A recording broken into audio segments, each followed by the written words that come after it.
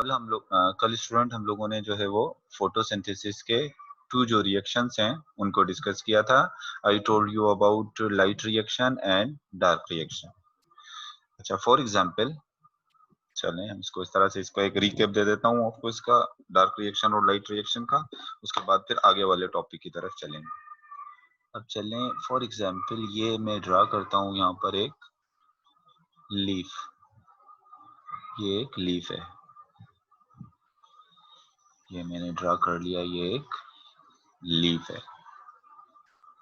अब लीफ के अंदर जो सेल होते हैं जिनमें फोटोसिंथेसिस का प्रोसेस होता है, लीफ के अंदर जिसमें फोटोसिंथेसिस का प्रोसेस होता है वो होते हैं mesophyll cell.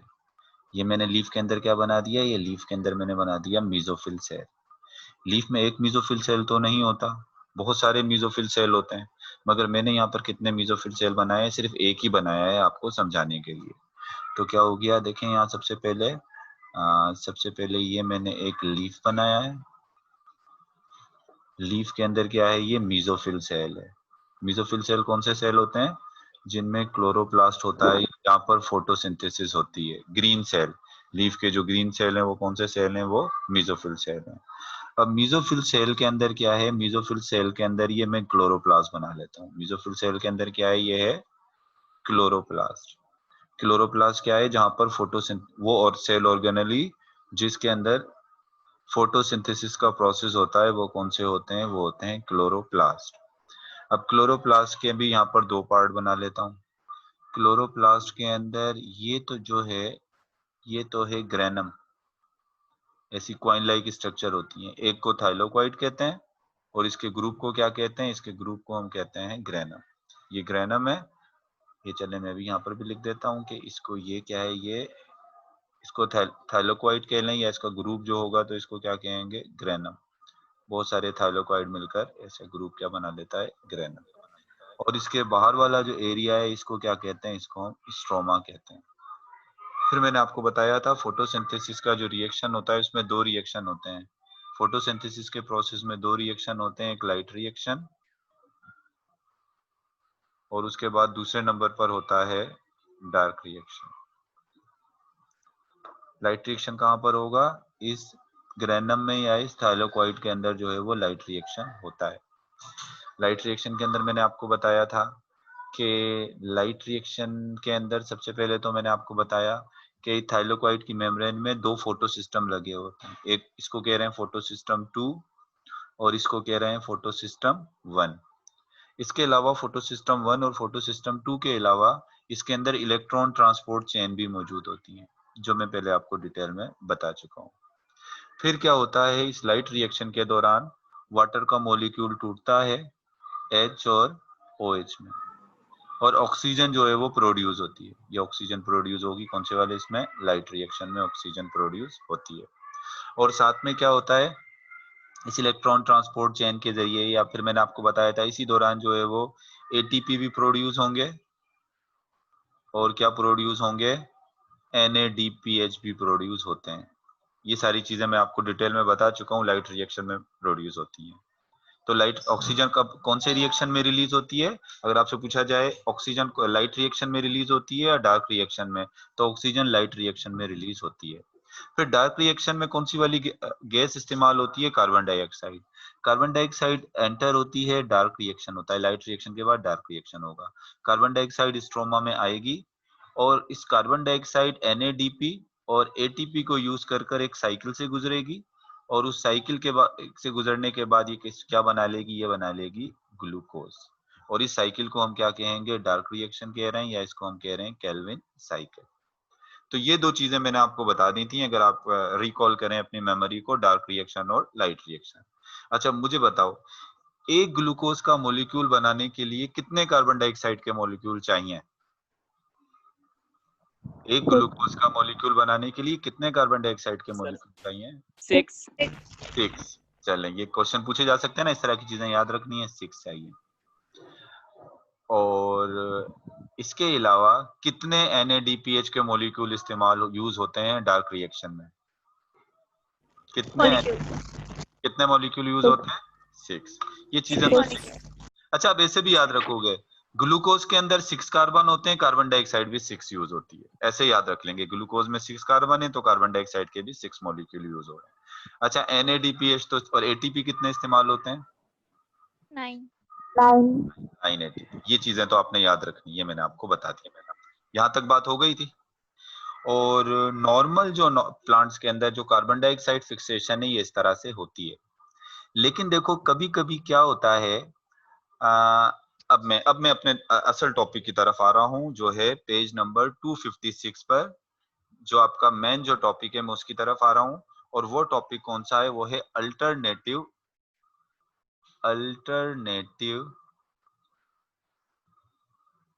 Mechanism of carbon dioxide fixation in hot and arid climate। देख लें पेज नंबर 256 पर, डार्क रिएक्शन के बाद यही हेडिंग जो है वो मौजूद है। अब मैं आपको ये चीज समझाने लगा हूं, ये जो आगे की तरफ लिखा हुआ है। अब देखें, एक तो कार्बन डाइऑक्साइड फिक्सेशन का मैकेनिज्म ये है जो मैंने आपको बता दिया। इसके अलावा भी यहाँ पर कार्बन डाइऑक्साइड फिक्स हुई है ना इस तरह से, ये तो तमाम प्लांट के अंदर इस तरह से होती है। ये C3 साइकिल, इस तरह का केल्विन साइकिल याद रखें तमाम प्लांट्स के अंदर होती है।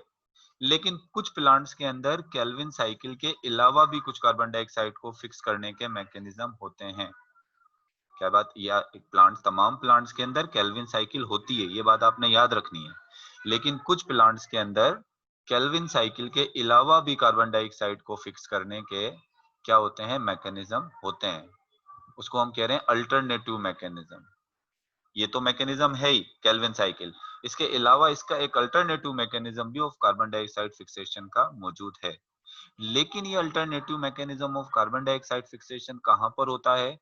हॉट एंड एरिड क्लाइमेट, जहां बहुत ज्यादा गर्मी होती है, या जो एरिड क्लाइमेट होती है, रेगिस्तानी जो इलाके होते हैं, वो जो अल्टरनेटिव मैकेनिज्म में भी आपको बताऊंगा, वो बहुत जो हॉट क्लाइमेट होती है, या जहां रेगिस्तानी इलाकों के अंदर जो पौधे लगते हैं, उनके अंदर वो अल्टरनेटिव मैकेनिज्म मौजूद होता है। वो तमाम प्लांट्स में नहीं होता जो अल्टरनेटिव मैकेनिज्म बता रहा हूँ, वो सिर्फ हॉट और एरिड क्लाइमेट के अंदर जो प्लांट्स होते हैं उनमें ये मैकेनिज्म मौजूद होता है। अब देखें, अब एक चीज मैं आपको यहाँ पर समझाता हूँ पहले। अभी मैं इस लीफ को कि इसकी स्ट्रक्चर यहाँ पर इसको वो नहीं कर रहा हूँ, क्या कहते हैं, इरेज नहीं कर रहा हूँ, क्योंकि इससे मुझे भी आपको आगे मजीद कुछ चीज समझानी है। इधर ये लो, इसको मैं फिलहाल इरेज नहीं करता। अब देखो क्या होता है कि कार्बन डाइऑक्साइड जो एंटर होती है लीफ में, वो कहाँ से एंटर होती है? लीफ में पोर्स होते हैं जिनको हम कहते हैं स्टोमेटा। ये स्टोमेटा है ना, यहाँ पर ये मैं बना देता हूँ, ये क्या है? ये स्टोमेटा। इसके जरिए कार्बन डाइऑक्साइड क्या होती है? एंटर होती है किसमें? लीफ में। और ये जो ऑक्सीजन बनती है फोटोसिंथेसिस के दौरान, ये ऑक्सीजन भी किसके जरिए बाहर निकलती है? ये भी स्टोमेटा के जरिए ही सेल लीफ से जो है वो बाहर निकलती है। लेकिन क्या होता है जब हॉट और ड्राई डे होता है, जब क्या होता है? Hot and dry day. जब हॉट और ड्राई डे होता है तो उस दौरान प्लांट्स क्या करते हैं? प्लांट्स अपने स्टोमेटा को क्लोज कर देते हैं। स्टोमेटा को क्या कर देते हैं? क्लोज। क्यों स्टोमेटा को क्लोज कर देते हैं? उस देखें, स्टोमेटा को क्या कर दिया? क्लोज कर दिया। हॉट और ड्राई डे में स्टोमेटा को क्लोज कर दिया। क्लोज करने की वजह क्या है? क्लोज करने की वजह ये होती है कि गर्मी में कहीं, क्योंकि प्लांट्स को वाटर की जरूरत होती है, वाटर तो मेन सॉल्वेंट है बहुत सारे केमिकल रिएक्शन का, तो वाटर को लूज होने से या लॉस्ट होने से बचाने के लिए, यानी इसका पानी बाहर ना निकले, वाटर को बाहर निकलने से बचाने के लिए, जो है वाटर को कंजर्व करने के लिए, किसके लिए? To conserve water. वाटर को कंजर्व करने के लिए अपने स्टोमेटा क्लोज कर देते हैं। प्लांट्स अपने स्टोमेटा क्या कर देते हैं? क्लोज कर देते हैं। जब ये अपने स्टोमेटा क्लोज कर देते हैं तो उसका एक फायदा हो जाता है। एक फायदा क्या होता है? वाटर कंजर्व हो जाता है, यानी वाटर लॉस इसका नहीं होता, वाटर लूज नहीं करेगा। लेकिन इसका एक नुकसान क्या होता है? इसका एक नुकसान ये होता है कि फोटोसिंथेसिस में बाहर से जो कार्बन डाइऑक्साइड आनी थी, फोटोसिंथेसिस के लिए बाहर से जो कार्बन डाइऑक्साइड आनी थी वो भी तो अंदर नहीं एंटर होगी, क्योंकि स्टोमेटा तो बंद हो गए। और ऑक्सीजन जो प्रोड्यूस हो रही है लाइट रिएक्शन के दौरान, ऑक्सीजन जो प्रोड्यूस हो रही है लाइट रिएक्शन के दौरान, वो बाहर रिलीज नहीं होगी। यहां तक मेरी बात आपको समझ में आई कि जब प्लांट सबसे पहले हॉट और ड्राई डेज के अंदर अब स्टोमेटा क्यों क्लोज कर लेते हैं, ताकि अपने पानी को बचा सकें, कंजर्व कर सकें पानी को, वाटर एवोपरेट ना हो, ताकि ट्रांसपायरेशन जो है वो क्या हो, कम से कम हो, वाटर को कंजर्व करने के लिए। तो वाटर को तो कंजर्व कर लेते हैं, मगर उसकी जगह पर एक दूसरा प्रॉब्लम स्टार्ट हो जाता है। और वो दूसरा प्रॉब्लम क्या होता है कि जिस रास्ते उसी रास्ते से कार्बन डाइऑक्साइड ने भी तो आना था, स्टोमेटा के बंद होने की वजह से कार्बन डाइऑक्साइड अंदर एंटर नहीं हो पाएगी और ऑक्सीजन बाहर निकल नहीं पाएगी। तो उसकी वजह से क्या होगा कि लीफ के अंदर और स्पेशली मेसोफिल सेल की तरफ ऑक्सीजन की कंसंट्रेशन बढ़ जाएगी। लाइट रिएक्शन में तो ऑक्सीजन प्रोड्यूस होती है ना, लाइट तो पड़ रही होगी, ऑक्सीजन प्रोड्यूस हो रही है, ऑक्सीजन की कंसंट्रेशन बढ़ जाएगी और कार्बन डाइऑक्साइड की कंसंट्रेशन क्या हो जाएगी, कम हो जाएगी। अब इसका नुकसान क्या होता है, ऑक्सीजन की कंसंट्रेशन बढ़ गई और कार्बन डाइऑक्साइड की कंसंट्रेशन, ऑक्सीजन की कंसंट्रेशन बढ़ी और कार्बन डाइऑक्साइड की कंसंट्रेशन कम होने का नुकसान क्या होता है। अब क्या होता है इधर देखें, अब मैं आपको ये बताता हूँ, ऐसे बता देता हूँ आपको। चलो अब ये जो मैं पॉइंट बता रहा हूँ ना आगे वाला, इसको याद रखना है, आगे वाला पॉइंट जो मैं बता रहा हूँ। हमने एक पढ़ा था रूबिस्को एंजाइम, अगर याद हो तो, डार्क रिएक्शन में क्या बताया था मैंने आपको, रूबिस्को के बारे में बताया था। एक एंजाइम होता है जिसको हम क्या कहते हैं, जिसको हम कहते हैं रूबिस्को। ये क्या हो गया, रूबिस्को, दुनिया में सबसे ज्यादा पाया जाने वाला जो है वो प्रोटीन रूबिस्को। अब बताया था कि रूबिस्को का काम क्या था, रूबिस्को डार्क रिएक्शन में कार्बन डाइऑक्साइड को किसके साथ मिलाता है, किसके साथ मिलाता है कार्बन डाइऑक्साइड को रूबिस्को, राइबोलोज, हाँ राइबोलोज बाइफॉस्फेट बिसफॉस्फेट के साथ मिलाता है। लेकिन एक बात अब मैं आपको बता रहा हूं कि रूबिस्को जो है इसकी ड्यूअल नेचर है, ये दो तरह से काम कर सकता है। रूबिस्को जो है वो कार्बोक्सिलेज के तौर पे भी काम कर सकता है और रूबिस्को जो है वो ऑक्सीजनेस के तौर पे भी काम कर सकता है। ये बात याद रखिएगा, इंपॉर्टेंट पॉइंट है कि रूबिस्को जो है एंजाइम कार्बोक्सिलेज के तौर पे भी काम कर सकता है और रूबिस्को एंजाइम ऑक्सीजनेस के तौर पे भी काम कर सकता है। कार्बोक्सिलेज का मतलब क्या होता है, जब ये रूबिस्को एंजाइम कार्बन डाइऑक्साइड को राइबोलोज बिसफॉस्फेट के साथ मिलाएगा तो इसका मतलब ये किसके तौर पे काम कर रहा है, ये काम कर रहा है कार्बो ऑक्सीलेज के तौर पे, सॉरी ऑर्बिल ऑक्सीलेज, कार्बो ऑक्सीलेज के तौर पे ये काम कर रहा है। और कब ये कार्बो ऑक्सीलेज के तौर पे काम करता है, जब कार्बन डाइऑक्साइड की कंसंट्रेशन क्या होती है, हाई होती है। और जब ये कार्बन डाइऑक्साइड को राइबोलोज बिसफॉस्फेट के साथ मिलाता है तो कौन सी साइकिल चलती है केल्विन साइकिल, जिससे प्लांट क्या बनाते हैं, जिससे प्लांट बनाते हैं ग्लूकोज। लेकिन अगर रूबिस्को ऑक्सीजनेस के तौर पे भी काम करता है, अगर रूबिस्को जो है वो क्या करे, ऑक्सीजन को राइबोलोज बिसफॉस्फेट के साथ मिलाएगा तो ये क्या कहलाएगा, ये किसके तौर पे काम करेगा, ऑक्सीजनेस के तौर पे काम करेगा। और कब ये ऑक्सीजनेस के तौर पे काम करता है, ये उस वक्त ऑक्सीजनेस के तौर पे काम करता है जब ऑक्सीजन की कंसंट्रेशन क्या होती है, हाई होती है। जब राइबोलोज बिसफॉस्फेट के साथ ऑक्सीजन मिलेगी तो केल्विन साइकिल नहीं चलेगी, एक दूसरा प्रोसेस स्टार्ट हो जाएगा जिसको हम क्या कहते हैं, जिसको हम कहते हैं फोटो रेस्पायरेशन, जिसको हम क्या कहते हैं, फोटो रेस्पायरेशन। अभी मैं फोटो रेस्पायरेशन की डिटेल में नहीं जा रहा हूं, सिर्फ इतना याद रख लें कि फोटो रेस्पायरेशन क्या है। फोटो रेस्पायरेशन एक वेस्टफुल प्रोसेस है। ये क्या है, एक वेस्टफुल प्रोसेस है, यानी इससे कोई काम की चीज प्लांट के लिए नहीं बनती। तो ये कैसा प्रोसेस है, ये वेस्टफुल प्रोसेस है। तो अभी देखो जो बात मैंने बताई है उसको एक दफा फिर रिपीट कर रहा हूँ। ये बात याद रखना है कि रूबिस्को जो एंजाइम है इसकी ड्यूअल नेचर है, ये दो तरह से काम कर सकता है। ये कार्बो ऑक्सीलेज के तौर पे भी काम कर सकता है और ये ऑक्सीजनेस के तौर पे भी काम कर सकता है। जब ये कार्बन डाइऑक्साइड को राइबोलोज बिसफॉस्फेट के साथ मिलाएगा तो इसने किसका काम किया है, कार्बो ऑक्सीलेज का काम किया है। और इसको ये कब कार्बोक्सिलेज के तौर पे काम करता है? जब कार्बन डाइऑक्साइड की कंसंट्रेशन हाई होती है। और कौन सी साइकिल चलाता है? केल्विन साइकिल चलाता है, जो कि यूजफुल प्रोसेस है, जिससे क्या बनता है? ग्लूकोज बनता है। लेकिन अगर ऑक्सीजन की कंसंट्रेशन ज्यादा होगी सेल में, तो ये कार्बोक्सिलेज के तौर पे काम नहीं करेगा, ये ऑक्सीजनेज के तौर पे काम करेगा। और जब ये ऑक्सीजनेज के तौर पे काम करेगा, तो ये राइबोलोज बिसफॉस्फेट के साथ ऑक्सीजन मिलाएगा, जिसकी वजह से एक वेस्टफुल प्रोसेस स्टार्ट हो जाएगा, जिसको हम कहते हैं फोटो रेस्पायरेशन। यहां तक बात क्लियर हुई है आपको बच्चों? यहां तक बात क्लियर हुई है? आवाज नहीं आ रही आप लोग? हो गई ना? अब आगे चलता हूँ। अब एक बात मैं तुम्हें बताता हूँ। देखो, कुछ पौधे ऐसे हैं, कुछ, क्योंकि ये फोटो रेस्पिरेशन तो एक वेस्टफुल प्रोसेस है ना, कोई फायदा इसका नहीं है।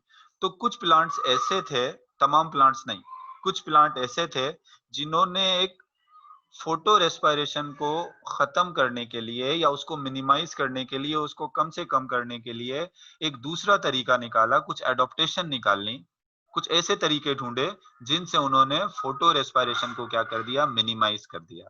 यानी उन्होंने alternative mechanism of carbon dioxide fixation, यानी कार्बन डाइऑक्साइड को फिक्स करने का एक दूसरा तरीका, कोई दूसरे मैकेनिज्म जो है वो क्या कर दिए? स्टार्ट कर दिए। अब वो कौन से मैकेनिज्म थे? अगर मैं आपको वो बताऊं कि वो मैकेनिज्म कौन से थे जो इन्होंने स्टार्ट किए, यहां तक आपको समझ में आ गया तो ये आगे वाली बात भी समझ में आ जाएगी। अब इधर देखो, the two most important the two most important photosynthetic adaptation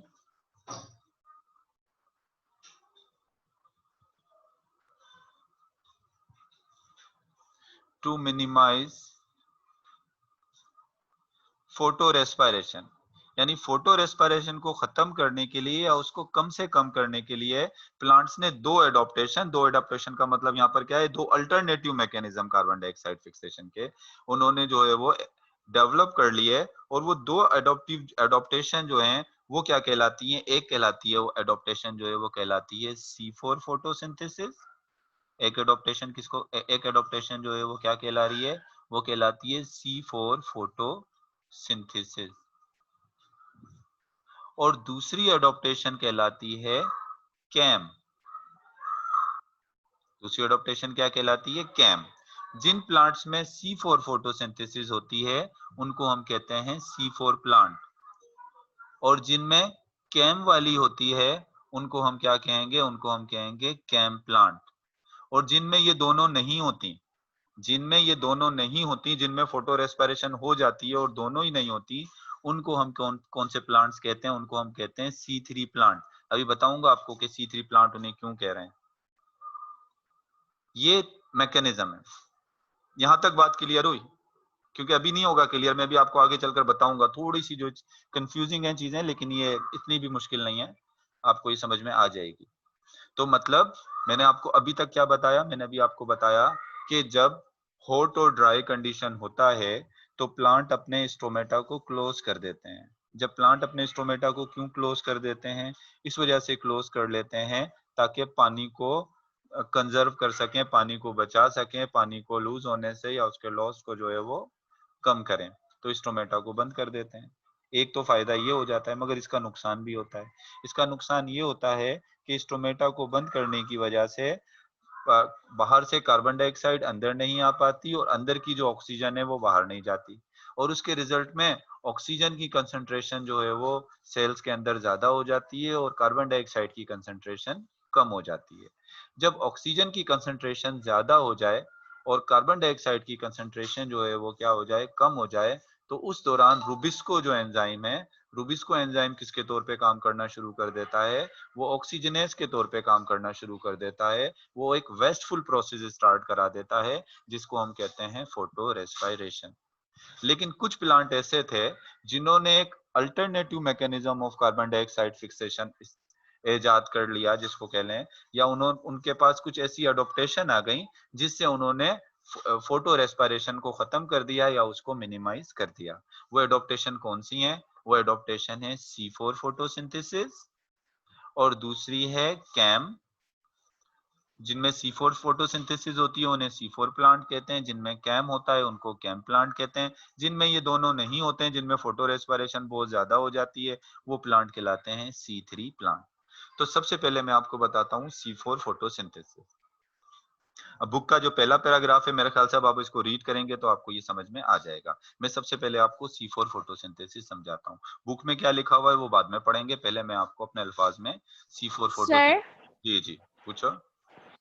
sir ये C4 प्लांट्स जो मैकेनिज्म करते हैं और कैम प्लांट्स, ये दोनों मैकेनिज्म एक प्लांट में नहीं हो सकते? एक प्लांट में नहीं हो सकते, गुड, एक प्लांट में नहीं हो सकते। C4 मैकेनिज्म अलग प्लांट में और कैम मैकेनिज्म अलग प्लांट में, दोनों को जब तो अलग डिस्कस कर रहा हूँ।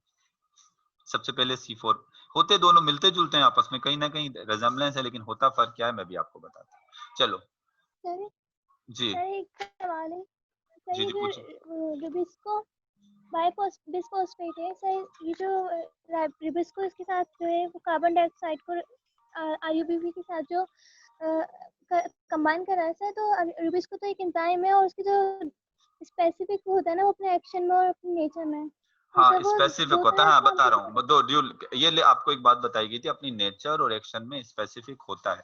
लेकिन देखें बायोलॉजी में अक्सर चीजें जो होती हैं जब आपको कही जाती हैं तो उनमें कुछ एक्सेप्शनल केस होते हैं, एक्सेप्शनल केस होते हैं, ऐसा नहीं होता कि बिल्कुल। अभी मैं आपको समझाता हूँ, मुझे कॉल आ रही है, मैं इसको रिसीव करके फिर मैं आपसे अभी इसको कंटिन्यू करता हूँ। एक मिनट।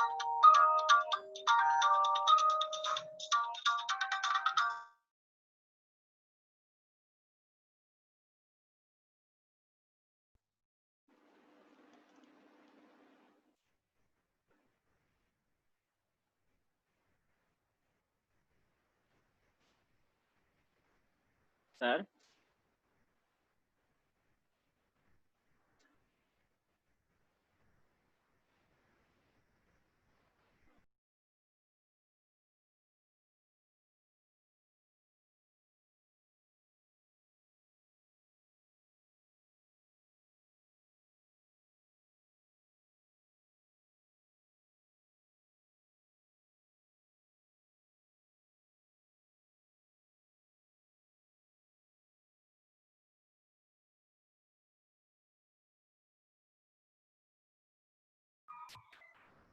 हाँ, अब मेरी आवाज आ रही है स्टूडेंट आपको? स्टूडेंट आवाज आ रही है मेरी आपको? Yes sir. अच्छा अब एक बात ये कि मुझे थोड़ा सा काम के लिए जाना है, 15 मिनट मुझे जो है ना वो थोड़ा सा एक पार्सल है वो मुझे लेना है। तो अब ऐसा कहा 15 मिनट के लिए मैं आपकी क्लास ऑफ कर रहा हूँ, सही है ना? अभी आप थोड़ा सा ये जो मैंने alternative mechanism of carbon dioxide fixation जितना पढ़ाया है इसको थोड़ा सा रिपीट कर लें। मैं अभी आके दोबारा यहीं से स्टार्ट करता हूँ जहाँ पर मैंने छोड़ा है, सही है ना? यहीं से मैं ठीक है स्टार्ट सर। करता हूँ, सही है? सर